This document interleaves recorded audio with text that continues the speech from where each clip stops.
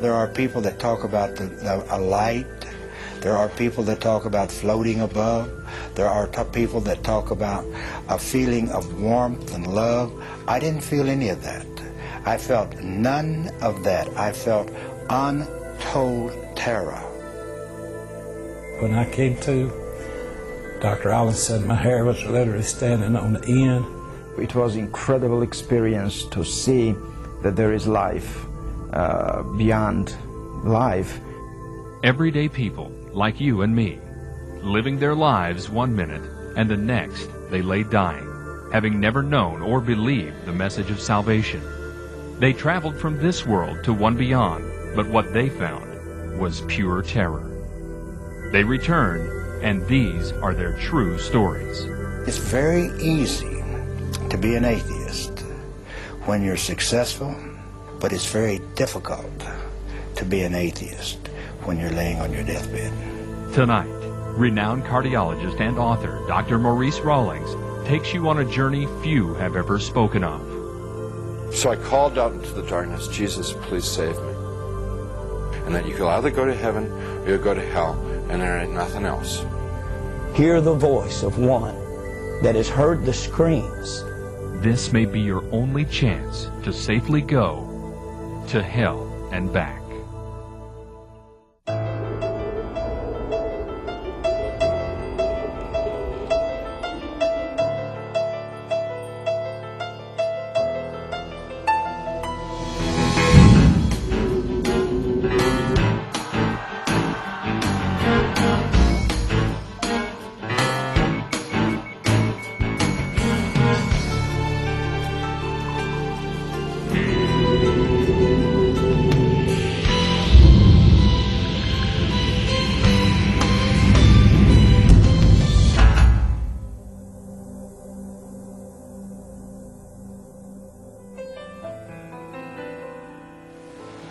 This is an experiment on life after death.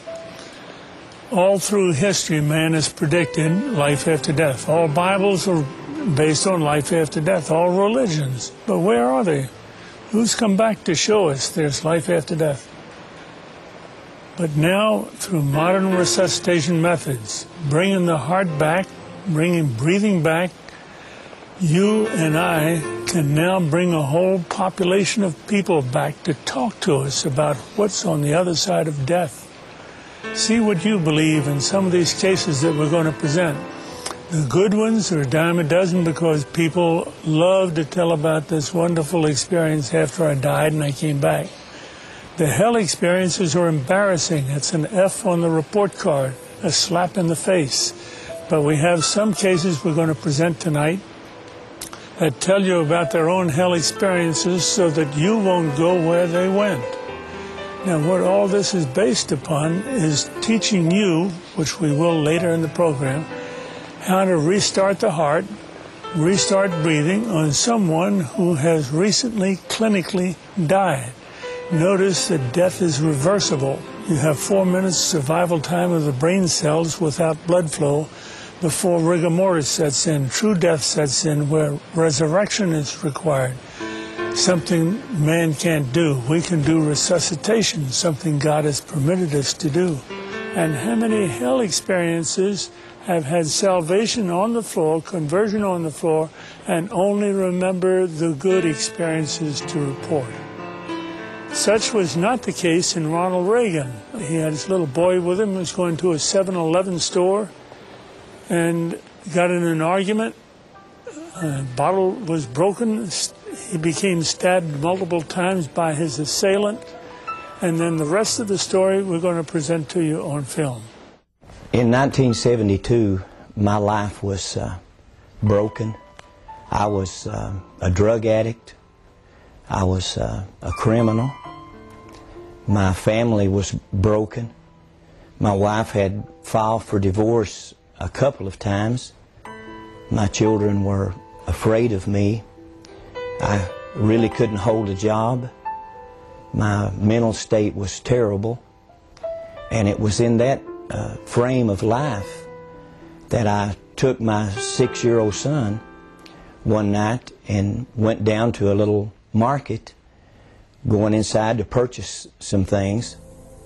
And on the way in to that market, I met a gentleman coming out the door, and an argument erupted. And before I knew it, I had just hit him, knocked him down, and he fell into a stack of bottles. The bottles bursted, and immediately he leaped up with a broken bottle and began to stab at me.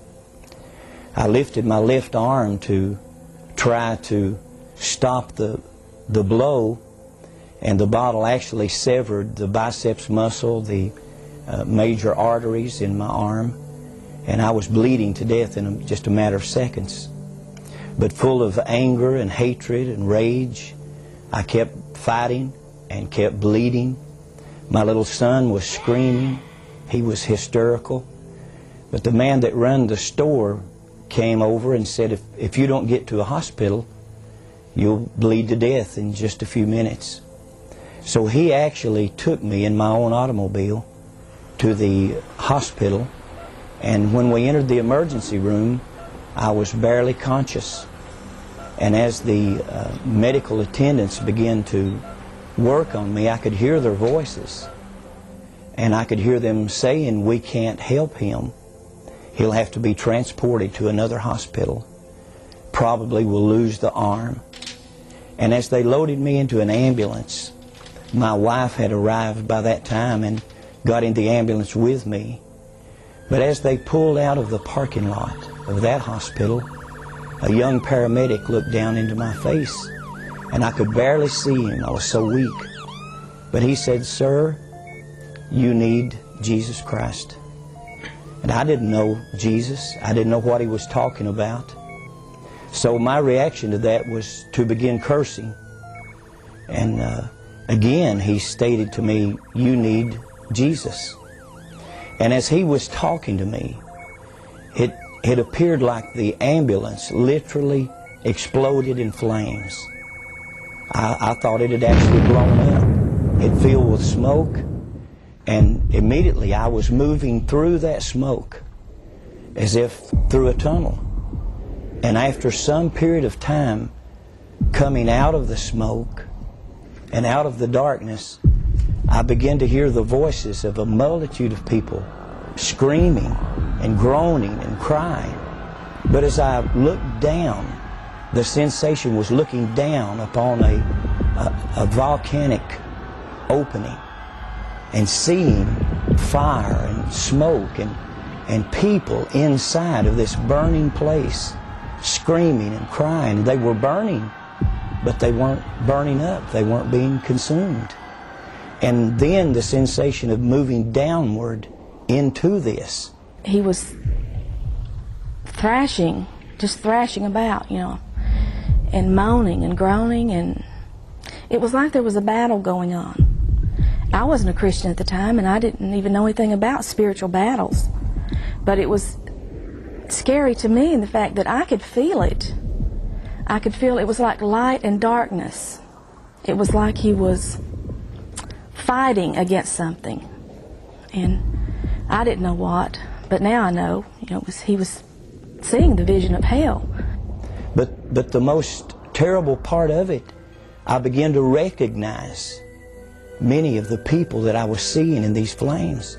As if a close-up lens on a camera was bringing their faces close to me, I could see their features and see the agony and the pain and the frustration.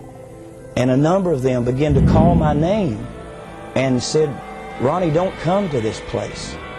There's no way out. There's no escape. If you come here, there's no way out." And I looked into the faces of one that had died in a robbery attempt, who had been shot to death and bled to death on the sidewalk. And I looked in the face of two others that had died drunk in an automobile accident. And I looked into the face of others that had died of drug overdoses, that we had partied together, and the agony and the pain. But I believe the most painful part of it was the loneliness. And the depression was so heavy that there was no hope. There was no escape. There was no way out of this place. And the smell was like sulfur, like an electric welder. And the stench was terrible. And as I looked at this, I had seen people killed. I had been involved in fights where people were killed. I've done time in prison for manslaughter myself. I grew up basically in a reform school and in a jail cell. I was beat on mercifully as a child by a father that had temper problems and alcohol problems. I was a runaway at 12 years old, and I felt like there was nothing in this world that could frighten me. My life was wrecked, my marriage was wrecked, my health was wrecked, but now I'm seeing something that literally scares me to death because I don't understand it. And as I'm looking into this pit, this place of fire and screams and torment, I just fade out into blackness. And when I open my eyes, I'm in a hospital room in Knoxville, Tennessee. My wife is sitting by. There have been multiple stitches put in my body. My arm was spared. There was almost 100 stitches. And I looked in the face of my wife, and I wasn't concerned about where I was or anything around me. All I could visualize was what I had just seen. He had this funny look on his face, and it was a terrifying look. And he said, I don't really know what's happened to me, but he said, I've been in a terrible place. And I kept telling him, you're in the hospital. You've been in the hospital all along. And he kept saying, no. He said, I've been in another place. He said, I don't know exactly what it was, but he said it was terrible. It was a terrible place. I could still hear the screams. I could still smell the terrible smell. I could still feel the heat. And I could still hear the voices of people that I'd known through the years screaming for me to go back. And through the days to come, I tried every way to get that out of my mind. I tried to get drunk. I could not get drunk. I tried to get stoned. I could not get stoned. I tried everything that I could to get this off my mind, and I could not. One morning, several months later, I came home to where my wife was. I'd been trying to get drunk. I couldn't. And when I walked in the house, went back to the bedroom, the light was burning. My wife was sitting up in bed, and she had a large book open on her lap. And she looked up at me, and her face was literally shining. And she said, Ronnie, tonight I accepted the Lord Jesus Christ as my Savior. And she didn't have to say a lot to me. Our life had been filled with agony. She grew up in Chicago. Her father was a bartender on the south side of Chicago. She knew nothing about God or church or religion. And the pain in her face, the wrinkles that I'd put in her face with abuse and violence and alcoholism and drug addiction, being gone for months at a time, and her and the kids not knowing where I was. Her face had changed. The wrinkles were literally gone. The smile had replaced sorrow and agony. And she looked at me and she said, Jesus, save me tonight. And she said, would you go with me and hear about this man called Jesus? And I thought for a second, and I thought, I've tried everything else in life. Nothing has worked for me. The people that I love most of all, my wife and my children, I'm terrible to them. And I agreed to go with her. And a couple of weeks later, on a Sunday morning, a matter of fact, the date was November the 2nd, 1972, just before 12 o'clock a.m., a minister stood to